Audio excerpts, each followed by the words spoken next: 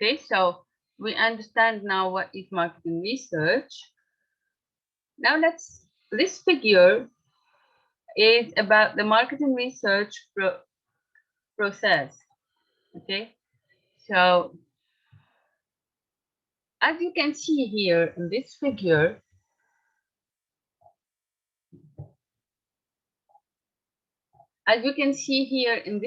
the marketing research process has 4 steps. Okay, we have the marketing research process has 4 steps. The first one is defining problem and research objective. Then the second step is developing the research plan for collecting information. The third step is implementing the research plan, collecting and analyzing the data. Finally, the last step is interpreting and reporting the findings. Okay? So the first step is probably the most difficult, but also it's the most important one because it guides the entire research process. Okay? It's frustrating to reach the end of an expensive research project only to learn that you've addressed the wrong problem. So defining the problem is the most important part when you begin a marketing research. Okay? All right. So as you can see here, defining problem and research objectives, you have to memorize those 4 steps. It's really important. Okay. So let's begin with the first step, which is defining the problem and research objectives. You can have exploratory research, descriptive research, and causal research. So the objective of exploratory research is to gather preliminary information that will help define the problem and suggest hypotheses. Okay? The descriptive research describes marketing problems, situations, or markets, such as the market potential per product or the demographic and attitudes of consumers. Okay, here we are trying to describe a situation, we describe a marketing problems, and so on. Causal research tests hypotheses about cause and effect relationship. So here we talk about there is something that there is an action and there is an effect. So we try to understand the effect and what caused it. Okay, that's what we call the cause and effect relationships, right? So this statement of the problem and research objectives guides the entire research process. The manager and the researchers should put the statement in writing to be certain that they agree on the purpose and expected results of the research. Okay, so let's do a conclusion about this. The exploratory research is to gather preliminary information. Okay, this exploratory research will help us to define the problem. Okay, that will help us also to suggest the hypothesis that we have. Now, the descriptive research, it comes from description, describe. We will describe marketing problems. We describe situations or markets. Because in research, we will understand and test the hypothesis about cause and effect relationship. Okay, what caused, for example, customer satisfaction? The customer is satisfied because we have a good product, or the customer is not satisfied because we have a bad packaging, and so on. We will test this hypothesis, and this is what we call causal research, right? Okay. So now let's move on to developing the research plan. We outlined sources of existing data, spells out the specific research approaches, contact methods, sampling plans, and instruments to gather data. So once researchers have defined the research problem and objectives, they must determine the exact information needed, develop a plan for gathering it efficiently, and present the plan to management. Okay? So the research plan outlines sources of existing data and spells out the specific research approaches, contact methods, sampling plans, and instruments that researchers will use to gather new data. Okay? So research objectives must be translated into specific information needs. We have the research objectives. Now we must translate them into specific information needs.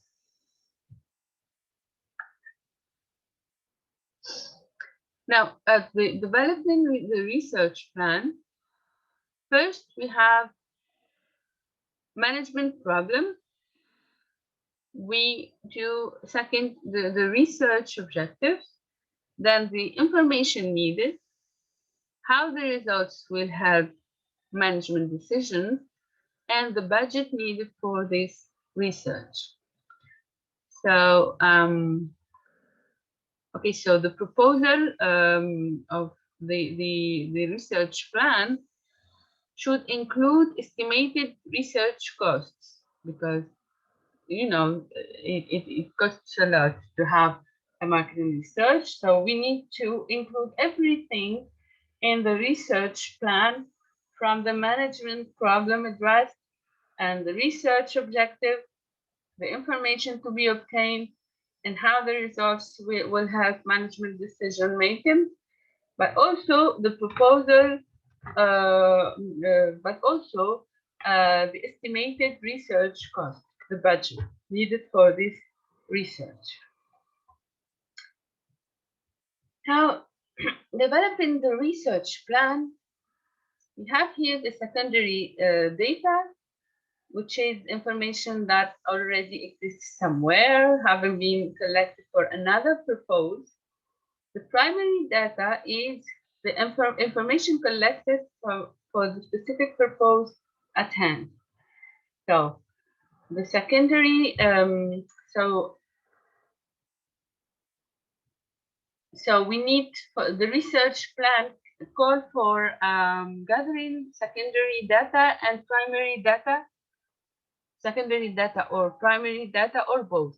Okay, so the secondary data consists of information that already exists somewhere, having been collected for another purpose.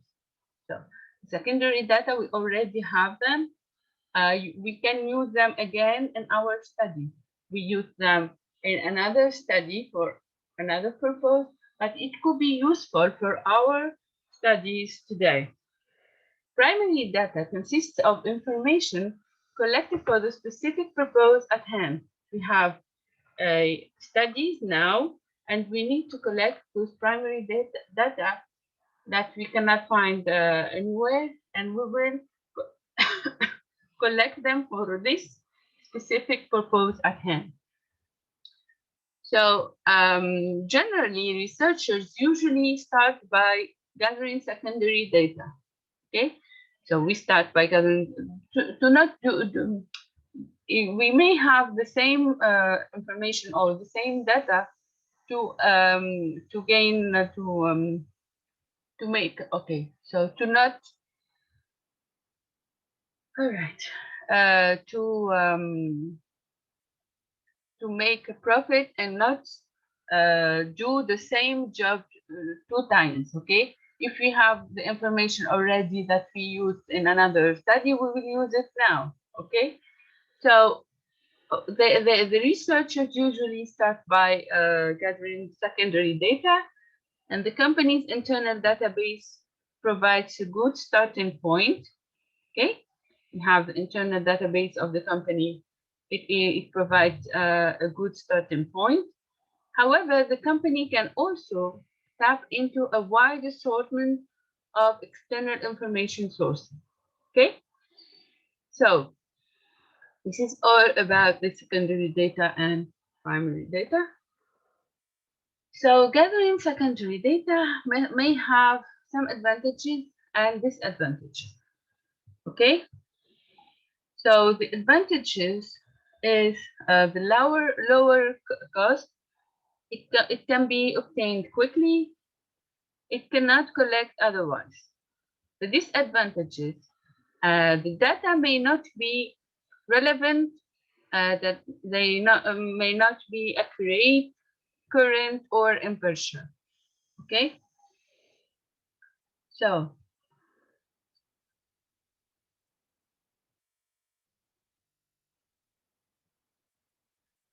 all right.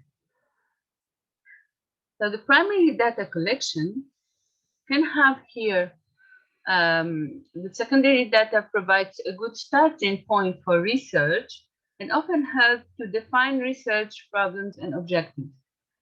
And in most cases, the company must also collect primary data because the secondary data may not be enough. So we need to collect also primary data. Designing a plan for primary primary data collection calls for a number of decisions on research approaches, contact methods, sampling plan, and research instruments. Okay, so here we have examples of research approaches.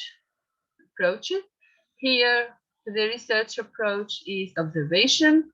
The contact methods is mail, sampling plan, sampling unit, okay? And research instrument is questionnaire, okay? So here, another research approach here, it could be survey or experiment, it could be by telephone, personal, online, okay? So the primary data collection, we need to be planned.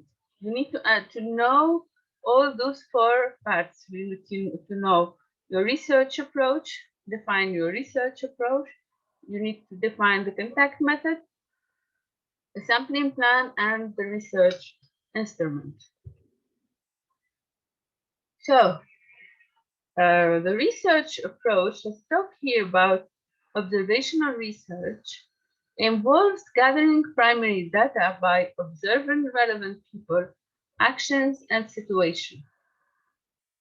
So researchers often observe consumer behavior to glean customer insights they can't obtain by simply asking customers questions. Okay? Questioning people doesn't provide you with all the information that you need. You cannot obtain some information, okay? And with observational research, marketers not only observe what consumers do, but also observe what consumers are saying. Observers might be trained anthropologists or psychologists or company researchers and managers, okay? All right, now the ethnographic research involves sending trained observers to watch and interact with consumers in their natural environment. So here it's a different type of observing, okay?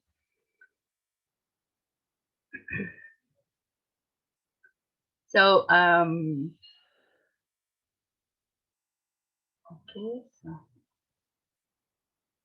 okay, we can observe consumers in a natural context. We can on the internet and mobile space. Okay, we can do this observation. We send trained observers to watch and interact with customers in their natural environment. We can send them online, or it could be in brick and mortar shops. Okay.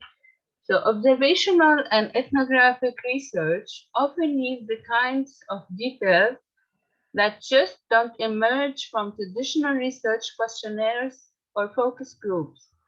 So whereas traditional quantitative research approaches seek to test known hypotheses and obtain answers to well-defined product or strategy questions. Okay? Observational research can generate fresh customer and market insights that people are unwilling to or unable to provide. It provides a window into customers' unconscious actions and unexpected needs and feelings. Okay, because when you ask some customer about why do you buy this product or not the other, he can be not honest with you.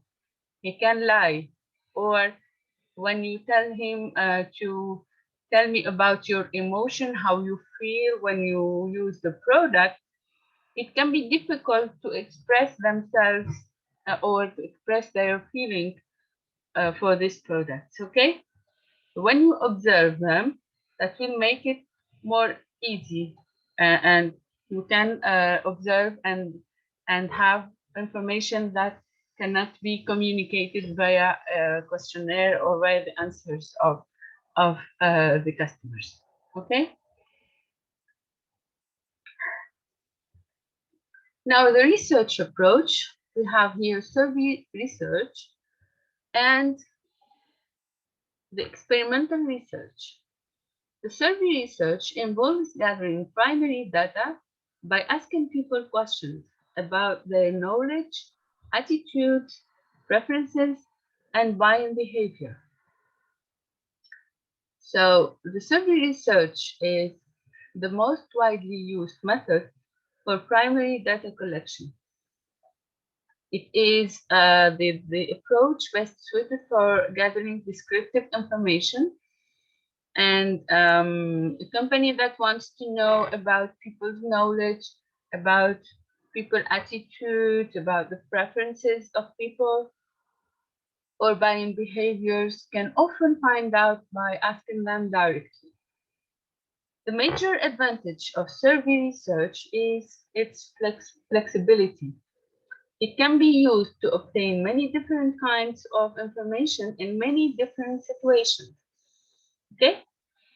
So, but survey research is really good and it's widely used, but they also present some problems because sometimes people are unable to answer survey questions, or they are unwilling to respond to unknown interviewers and or about things they consider private. Okay, so you may face those problems. So respondents may answer survey questions even when they do not know the answer, just to appear smarter or more informed. Okay, they can give you a wrong answer even if they don't know the answer. Okay, this way they will feel they want just to appear smarter or more informed. Or they may try to help the interviewers by giving pleasing answers. Okay, I give you answers that you will like. We think that we are trying to please the interviewer. Also, we can have another problem with busy people that may not take the time, or they might resent the intrusion into their privacy. Okay. Now, experimental research involves gathering primary data by selecting matched groups or subjects, giving them different treatment, control and related factors, and checking for differences in group response.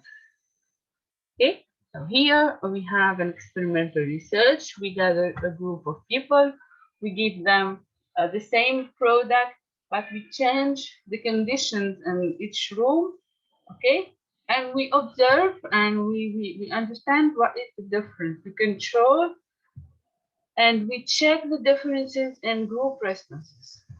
Okay, well, now the focus group,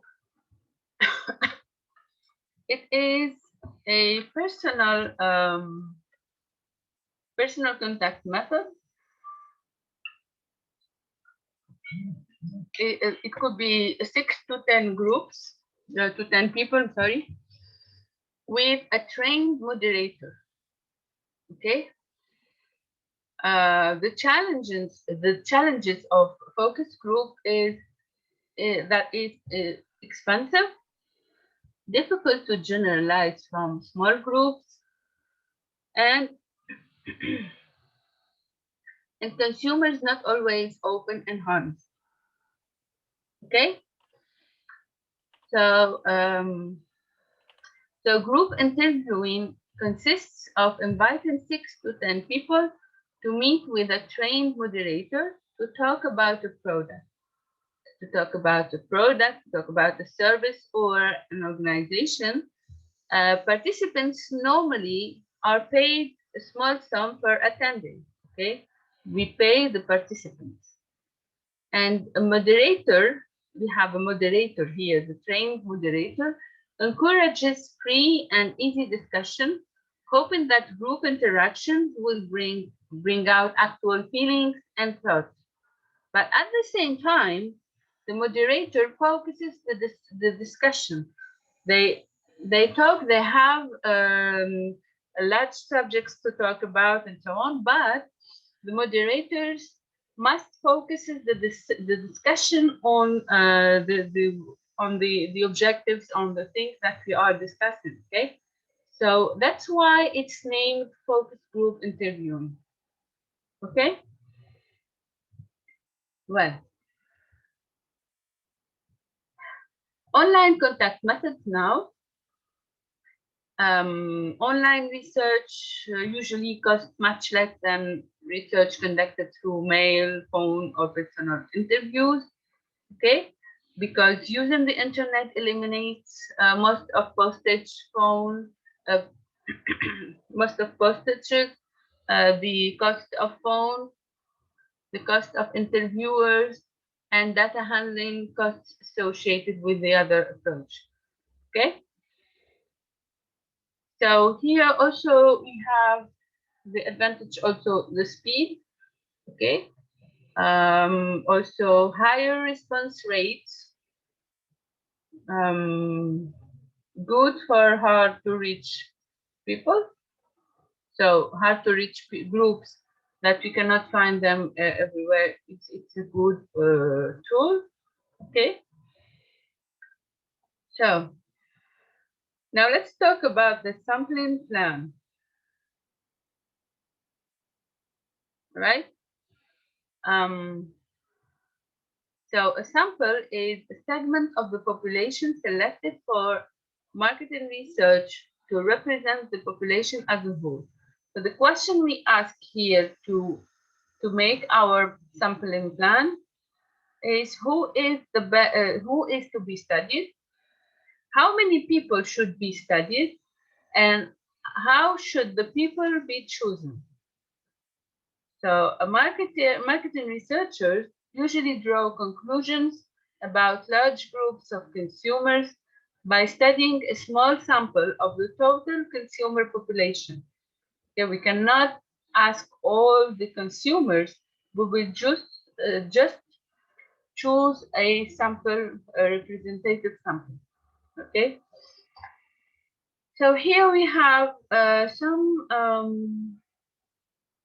types of samples. We have probability sample, non-probability sample. Okay, so there is simple random sample, stratified random sample, cluster area sample, convenience sample, judgment sample, quota sample. I guess you are studying this in statistics too, so it's the same thing. Okay, right. So the research instrument, now we'll talk about the questionnaires. right? Research instruments. This research instrument is the most common. It can be in person, by phone, or online. It is flexible. Researchers must be careful with wording and ordering of questions, okay? And it is useful in exploratory research, right? So that's it. So okay, so that's all about the questionnaires. All right. Now the mechanical research instrument. We can have here mechanical devices. It could be people meters, checkout scanners, neuromarketing, and so on. So we said that questionnaires are the most common research instrument, but researchers also use mechanical instruments to monitor consumer behavior. Okay, so for example, we can find checkout scanners in the shops to record shoppers' purchases. Okay, we need to record shopper purchases to understand, to know what to understand the behavior of customers. Other mechanical devices also can measure subjects' physical responses to marketing offerings. Okay. So we can also have biometric belts and recording devices that transmit detailed data like heart rate, skin temperature, and facial movements that researchers use to decipher viewer engagement. Okay, so there is a lot of complicated tools that we use to monitor the customer and to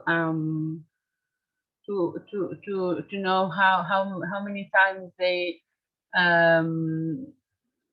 open and close their eyes when they are when they face our product and so on. So all this information are really important. So also have the neuromarketing.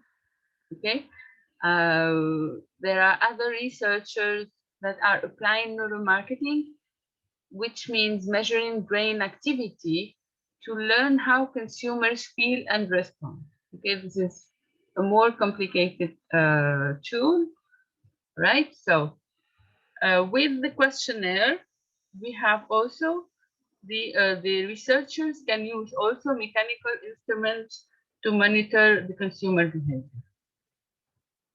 Okay, so implementing the research plan means collecting the information, processing the information, and analyzing the information. Finally, the last part is the most important part is interpreting and reporting findings. We interpret findings, draw conclusions, report to management. All right? Miss, I just want to ask about the mechanical devices. So, Like, all right.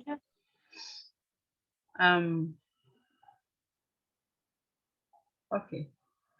So this is the last part of marketing research. Now let's move on to the learning objective number 4.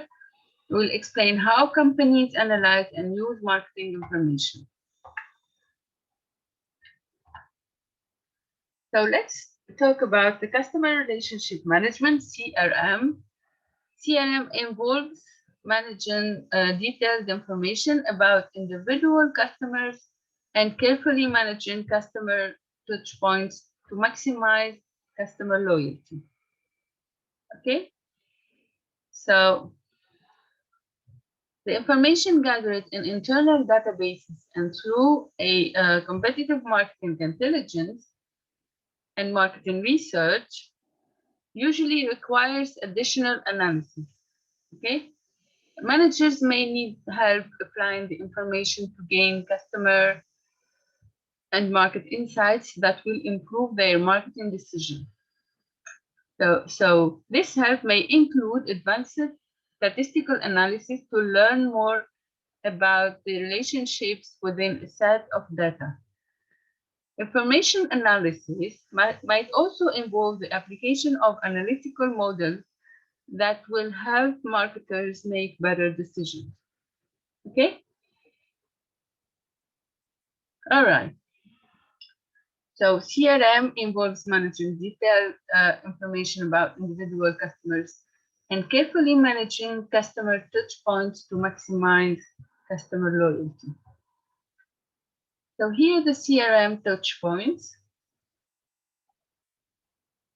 So the question of how best to analyze and use individual customer data presents special problem because most companies have a lot of information about their customer. So in fact, smart companies may capture information at every possible customer touch point, right? Yes. So here I have,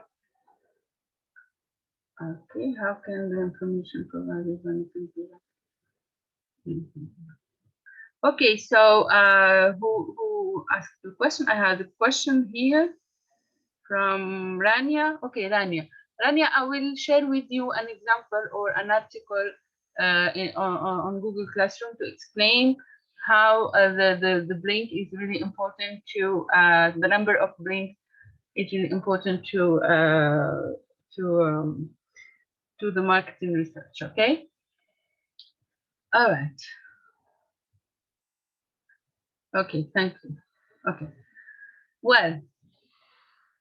So here the CRM touch points, we said customer purchases, sales forces, service and support calls, web and social media sites, etc. Right? Now distributing and using marketing information. Information distribution involves making information available in a timely, user-friendly way. It could be via intranet or extranet, okay? So the information must be let's say distributed at time because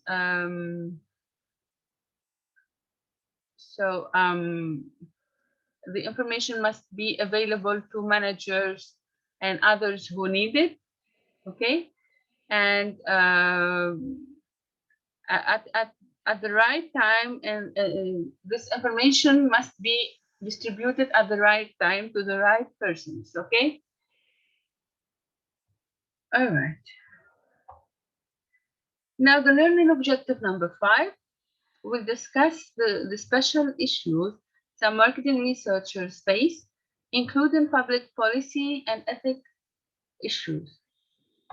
The first problem that you can find, marketing research in small businesses and non-profit organizations. So here, small and non-profit organization may think that the marketing research may be very expensive, okay? But they can use some other methods can be used in less formal manner and at little or no expense, okay? Now, the international marketing research has grown tremendously over the past decade, and international researchers deal with diverse markets in many different countries, okay? These markets often vary greatly in their levels of economic development, cultures and customs, and buying patterns. Okay, the public policy and ethics now, there is the customer privacy, okay, and the misuse of research findings. Okay. So we have here intrusion on customer privacy and the misuse of research finding. Many consumers feel positive about marketing research and believe that it serves a useful purpose, but there are others strongly resent or even mistrust marketing research, okay? And they don't like being interrupted by researchers, and they worry that marketers are building huge database full of personal information about customers and so on. Okay? All right, so that's all for today. Do you have questions?